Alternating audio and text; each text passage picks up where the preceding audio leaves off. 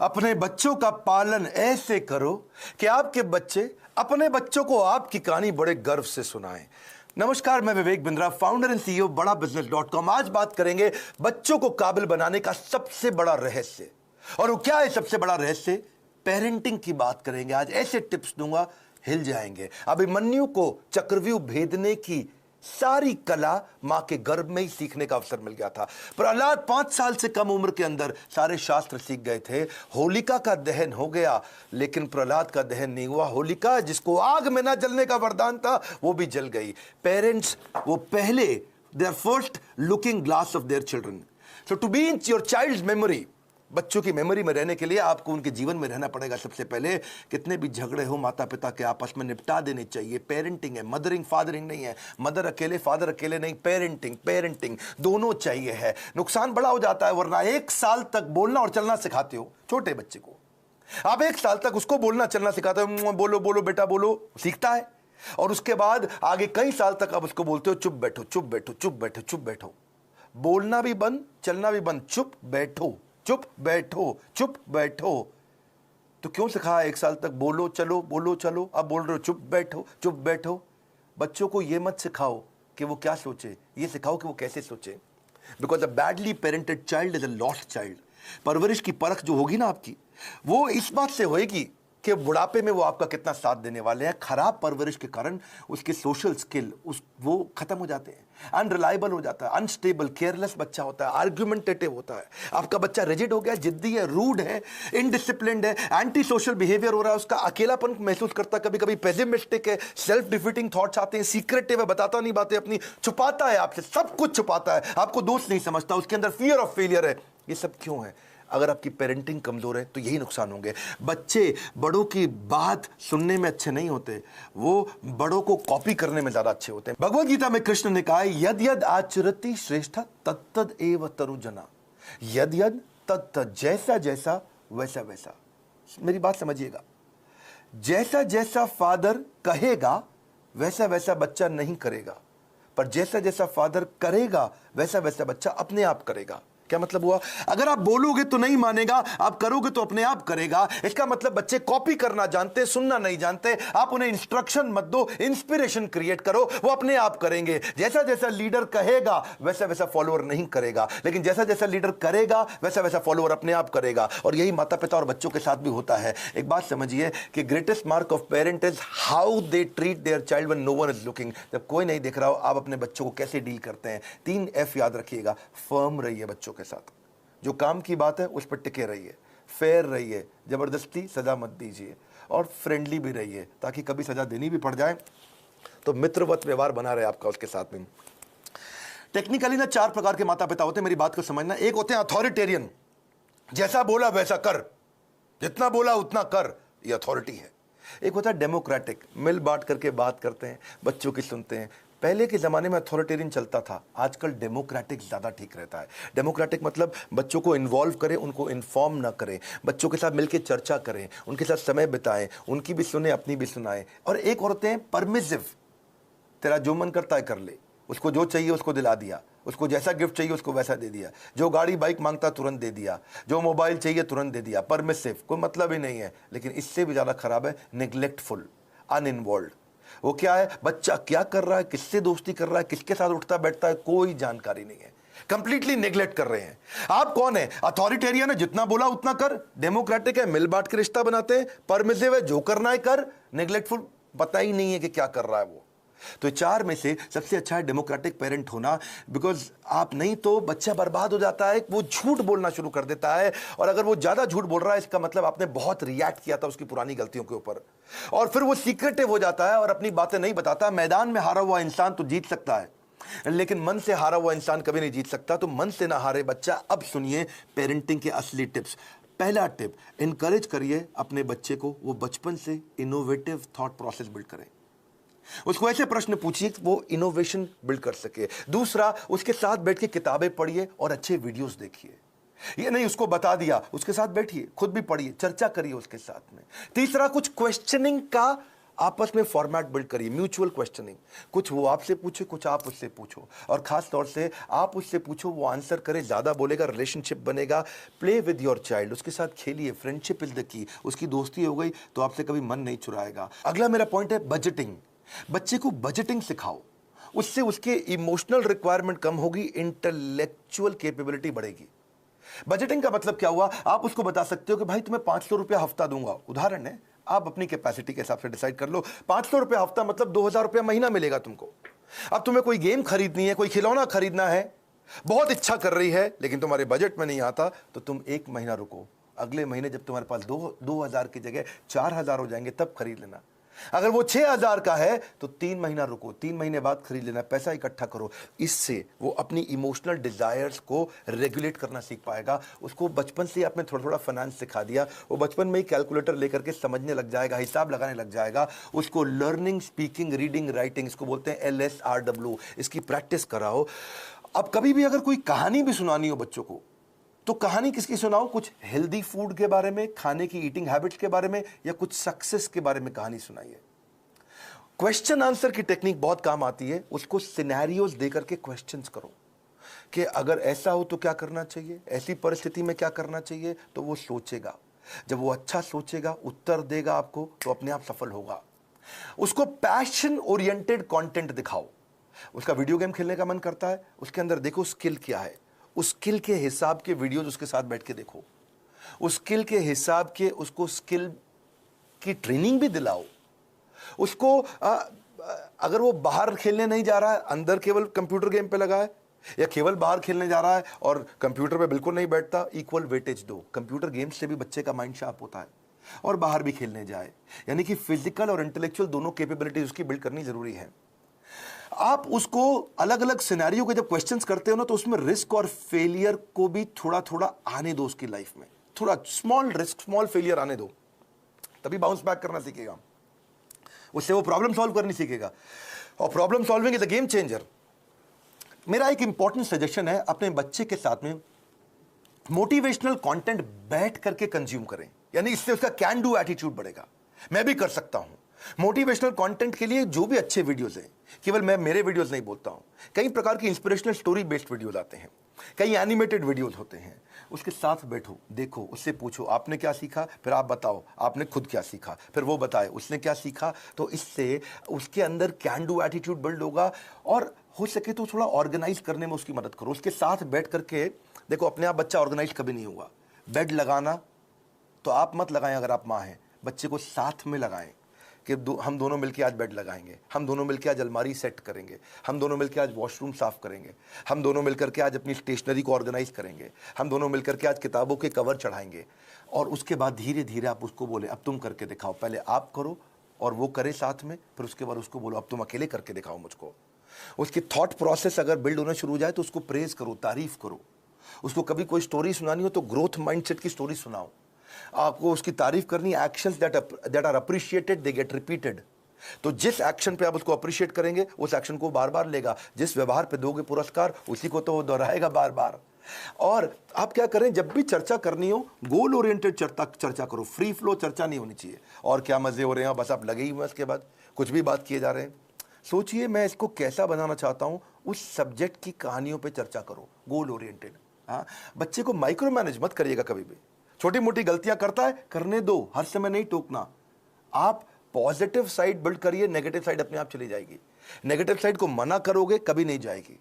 तो इसलिए positive solution oriented question पूछो। अगर वो कोई गलती कर भी देता है, बताओ मत तूने ये गलत किया, उससे पूछो इसको और अच्छे से कैसे कर सकते थे बेटा, इससे अच्छा तरीका क्या है, ये क्या है, पॉजिटिव सोल्यूशन ओरिएंटेड क्वेश्चन। बेटा आपको क्या लगता है सबसे इंटेलिजेंट बच्चे इसको कैसे हैंडल करते, बेटा आपको क्या लगता है सबसे अच्छा तरीका इसको करने का क्या हो सकता है। तो वो बेचारा कंपल्शन में आपको सही आंसर देगा। जब वो बार बार सही आंसर देगा, बार बार सही आंसर देगा, तो उसके संस्कारों में बैठना शुरू हो जाएगा, और धीरे धीरे वो वैसे ही प्रैक्टिस में भी आ जाएगा उसके। इसके बाद इसी का तरीका, इसी को बोलते हैं इन्वॉल्विंग पेरेंट बनना, इन्फॉर्मिंग पेरेंट नहीं बनना है आपको। और तभी आप उसके सोशल स्किल और इमोशनल लर्निंग्स बिल्ड कर सकोगे। जो मैंने बजटिंग बताया था, मुझको याद आया, इससे उसकी इमोशनल ग्रेटिफिकेशन को आप डिले भी कर सकते हो। इमोशनल ग्रेटिफिकेशन डिले होगी तो बच्चा कहां से कहां पहुंच जाएगा। आप रूटीन बनाने का प्रैक्टिस करिए, पहले खुद का रूटीन बनाइए, तभी बच्चे का बनेगा। ये नहीं कि आप आजकल वर्क फ्रॉम होम में बिस्तरे पे पड़े हुए हैं तो बच्चा भी ऐसे ही लेटा रहेगा, बैठेगा, अपनी क्लास नहीं अटेंड करेगा वो। तो और क्योंकि आप स्ट्रगल करते हो रूटीन फॉलो करने में और वो भी ये स्ट्रगल करने लग गया, तो पूरा परिवार आगे बढ़ेगा, इंप्रूव करेगा। उसको अगर और स्टोरी सुनानी हो, जैसे मैं स्टोरी की बात बार बार कर रहा हूं, तो डिसिप्लिन की स्टोरी सुनाओ। और अगर वो डिसिप्लिन नहीं है तो चिल्लाओ मत, डिसिप्लिन की कहानी सुनाओ, तभी धीरे धीरे इंप्रूव करेगा बच्चा। अगर आपने उसको बोला ना, बेटा सॉरी बोलो, आंटी को सॉरी बोलो, बेटा तुम गलत कर रहे हो, सॉरी बोलो, सॉरी बोलो, समझ नहीं आ रहा मैं कह रही हूं सॉरी बोलो, बड़ा बेकार बदतमीज बच्चा, सॉरी बोलो। तो वो क्या करेगा, उसको लगेगा सॉरी बोल दूंगा बच जाऊंगा, अच्छा सॉरी, उसको लगा ले मम्मी चुप हो गई, ठीक है आगे से मत करना।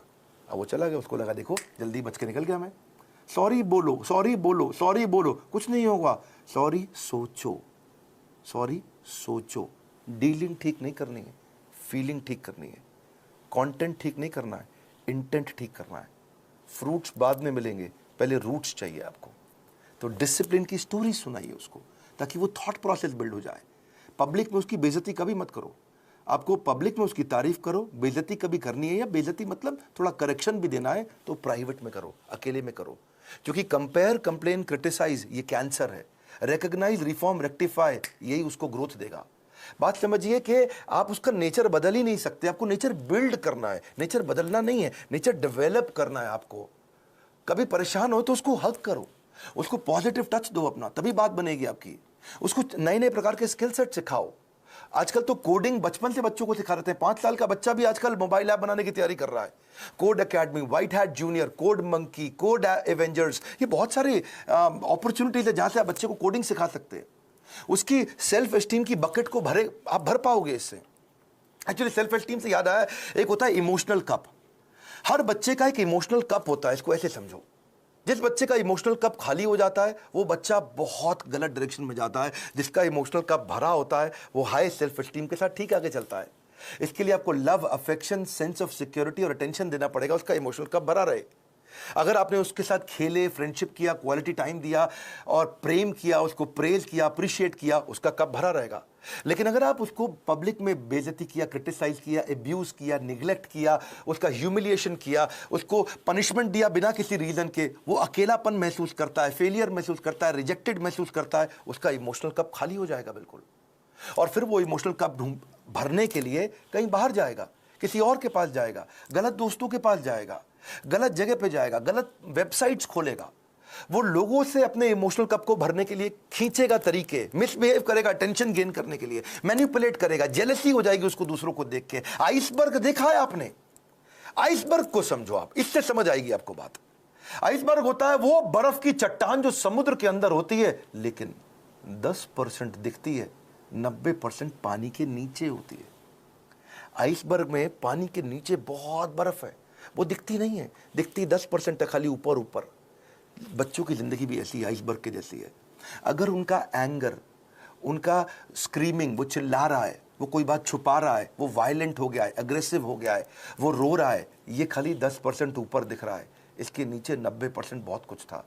उसकी एंग्जाइटी, फ्रस्ट्रेशन, उसका डिस्ट्रेस, उसका ट्रस्ट ना कर पाना, उसका फेलियर, उसका ग्रीफ, उसका अनश्योर होना, उसका स्ट्रेस में होना, अटैक्ड महसूस करना, उसका हर्ट महसूस करना, उसका वरिड, अलोन, लोनलीनेस फील करना, ये सब समुद्र के नीचे था। और समुद्र के ऊपर क्या है? थोड़ी सी बर्फ दिख रही है। आप उस बर्फ को लेकर ट्रीटमेंट कर रहे हो, जो नीचे दिखती हुई बर्फ को लेकर कर रहे हो, जो नीचे छुपी हुई बर्फ है, उसको ठीक करना है। इसलिए करेक्शन नहीं, इंस्पिरेशन। बच्चे, पता है, अगर आपको उनको सफल बनाना है, उनकी सफलता का स्कोर बोर्ड बना दो, गेमिफाई कर दो। इसको क्या बोलते हैं? Gamification of value inculcation. अगर आप उनमें संस्कार डालना चाहते हो तो गेमिफाई कर दो उसको। इसको गेम देखो, बिकॉज अगर स्कोर बोर्ड बना दोगे ना तो वो जीतना चाहेंगे। देखा आपने, क्रिकेट का स्कोर बोर्ड होता है, बास्केटबॉल का स्कोर बोर्ड होता है। जैसे स्कोर बोर्ड चालू होता है, बच्चे जल्दी खेलते हैं, एनर्जी से खेलते हैं। जब टेस्ट प्रैक्टिस मैच होता, क्रिकेट में भी पहली बॉल प्रैक्टिस बॉल फेंकते, सुना आपने? कौन खेलता है? उसने बल्ला घुमाता नहीं बच्चा, ठीक, क्या फर्क पड़ता है, आउट भी हो जाए तो भी कोई फर्क नहीं पड़ता। लेकिन जैसे ही स्कोर बोर्ड शुरू होता है, बच्चे जान लगा के खेलते हैं, अबे जीतना है अपने को, एनर्जी आ जाती है उनकी। वैसे ही आप भी कुछ इसको वैल्यू, संस्कारों को बिल्ड करने के लिए गेम क्यों नहीं बना देते? कोई टोकन लेके आओ बाजार से, उस पर 1 रुपया, 2 रुपया, 5 रुपया, 10 रुपया लिखो टोकन पे, और उनके साथ डिस्कस करो। अगर ये बिहेवियर करोगे तो तुम्हारे इस बॉक्स के अंदर मैं 2 रुपए का टोकन डालूंगी, 5 रुपए का डालूंगी, 10 रुपए का डालूंगी, या डालूंगा अगर आप पिता हैं तो। और अगर तुमने ये गलत बिहेवियर किया तो ये टोकन बाहर निकल जाएगा, तुम्हारा रोज का स्कोर बोर्ड बनेगा शाम को। अगर वो सुबह टाइम से उठा तो 2 रुपया मिला, अगर उसने ब्रश टाइम से किया तो 2 रुपया मिला। रुपया मतलब पॉइंट, आपने बोला, मैं पॉइंट कह रहा हूं, उसको रुपया दें या पॉइंट दें, लेकिन बाद में उसको रिडीम करने का तरीका बना दो, है जी। अगर टाइम से होमवर्क किया तो 5 नंबर मिल गए या रुपया मिल गया। अगर आप वो समय से सोने चला गया तो 2 रुपया मिल गया। अगर वो समय से खाना खाएगा तो 7 रुपया मिल गया। अगर टेंट्रम करेगा तो काट लो, सामान फेंक रहा है इधर उधर तो काट लो, उसमें से निकाल लो, चिल्ला रहा है, गाली दे रहा है तो 7 रुपया निकाल लो। अगर मिसबिहेव कर रहा है माता पिता के साथ तो 10 रुपया निकाल लो। ओबे नहीं कर रहा आपकी बात, 7 रुपया निकाल लो। किसी को गाली देता है, थूक देता है किसी के ऊपर, तो 10 रुपया निकाल लो। तो आपने तरीका निकाला। इससे क्या होगा, शुरू शुरू में तो पॉइंट गेम के चक्कर में वो अच्छे बिहेवियर्स को प्रैक्टिस कर जाएगा, पर आने वाले समय के अंदर वो उसकी आदत बन चुकी होगी, वो उसके बिहेवियर में, उसकी प्रैक्टिस में आ चुका होगा, और फिर उसकी लाइफ, इसको बोलते हैं गेमिफिकेशन। बच्चे को अकेला मत छोड़ो, इतना बच्चों के आंसू ना कड़वे होते हैं, उन्हें मीठा करना है आपको। उसकी जिज्ञासा गहरी होती है, उसको शांत करना है। उसका दुख बहुत तीव्र होता है, इससे उससे ले लो। उसका हृदय कोमल है, उसे कठोर मत बनाओ। Your children will become what you are, so be what you want them to be. बड़ी सिंपल सी बात है भैया। अगर आप दोनों का आपस में झगड़ा भी है, पति पत्नी का, बच्चों के लिए सुलझा लो। आओ साथ में बैठो, बात करो, प्यार करो दूसरे को, ताकि बच्चे का जीवन सुरक्षित हो सके। ये फादरिंग नहीं है, मदरिंग नहीं है, ये पेरेंटिंग है। गलती किसी की भी हो, आप दोनों में से ईगो को साइड में रखो, बच्चे को और सिखाओ, आगे बढ़ाओ। हमने भी बच्चों के लिए बहुत प्रोग्राम्स बिल्ड किए हैं। मैंने बच्चों का एक प्रोग्राम एंटरप्रेन्योरशिप का लेकर के आए, जिसको हम बोलते हैं एवरीथिंग अबाउट एंटरप्रेन्योरशिप। और वो स्टूडेंट्स के लिए, अर्ली एज से बच्चे सीखते हैं कि वो कैसे छोटा छोटा बिजनेस शुरू कर सकें, कैसे पहले 100 कस्टमर को अट्रैक्ट करें, कैसे वो अपनी सेल्फ कोचिंग डायरी बनाए, कैसे वो कंपटीशन को समझे, कैसे वो प्रोडक्टिव हो सके, कैसे वो अपनी कम कॉस्ट के अंदर बिजनेस शुरू करें, बिजनेस को प्लान कैसे करें, फाइनेंशियल डिसिप्लिन क्या होता है, कॉस्ट को कैसे ऑप्टिमाइज करते हो, low cost marketing, low cost branding क्या है, $0 मार्केटिंग क्या है, 60 सेकंड में सेल्स की पिच कैसे दे दी जाए, सेविंग्स को वेल्थ कैसे बनाए, कंपनी को शुरू कैसे करते हैं, कंपनी फॉर्मेशन का तरीका क्या है, 2-4 लोगों को अगर हायर भी करेगा शुरू में तो एफिशिएंसी कैसे बिल्ड करेगा, हाई परफॉर्मेंस कल्चर कैसे लेके आएगा, स्कोरबोर्ड अपने कैसे बनाएगा, एम्प्लॉइज को एंटरप्रेन्योर कैसे बनाएगा, कंज्यूमर इनसाइट क्या होती है, कस्टमर को कैसे समझेगा, प्रोडक्ट बनाने का तरीका क्या है, कम खर्चे में बिजनेस शुरू करने के सारे आइडियाज, चाहे वो चैटबॉट बनाएं, फ्री के चैटबॉट मिलते हैं। तो ऐसी बहुत सारी चीज़ें हमने एवरीथिंग अबाउट एंटरप्रेन्योरशिप में सिखाई हैं। अगर आप चाहते हैं आपका बच्चा भी एंटरप्रेन्योरियल माइंडसेट को बिल्ड कर सके बचपन से ही, तो उनको इन कोर्सेज में ज्वाइन कराइए। इस समय बच्चों के लिए हमने 50% डिस्काउंट रखा हुआ है। और अगर ये पेरेंटिंग के टिप्स आपको काम आ रहे हैं, मैं रिक्वेस्ट करता हूं, सोचो ये किस किस को काम आ सकते हैं। ईमानदारी के साथ थोड़ा 2 मिनट और लगा लीजिए। आपने इतना समय लगा लिया है तो आप सीरियस है कंटेंट को लेकर के, क्योंकि आपने इतना समय लगाया। अब सोचो कि किसको फायदा होगा, किसके बच्चे बिगड़ रहे हैं, किसके बच्चे खराब हो रहे हैं, कौन बच्चे से परेशान रहते हैं माता पिता, उनको ये वीडियो अलग अलग व्हाट्सएप ग्रुप में शेयर करो, अपना मैसेज भी लिखो, अपने नोट के साथ शेयर करो, लाइक करके उत्साह बढ़ाओ अगर ऐसे वीडियो पसंद आते हैं। और नीचे मुझे कॉमेंट बॉक्स में बताओ कि आपको कौन से वाला वैल्यू, आपको कौन सा वाला आइडिया, आपको कौन सा वाला टिप सबसे ज्यादा पसंद आया। मैं कॉमेंट बॉक्स में पढ़ने के लिए आऊंगा। इस बार हमारे साथ जुड़े रहने के लिए, दुनिया का नंबर 1 एंटरप्रेन्योरशिप यूट्यूब चैनल बनाने के लिए और मेरे पर्सनल वीलॉग वाले चैनल पे भी आने के लिए मैंने एक नया चैनल बनाया जहां अपने मोबाइल से वीडियो डालता हूं। आप सबका हृदय की गहराइयों से प्रेम पूर्वक बहुत बहुत धन्यवाद।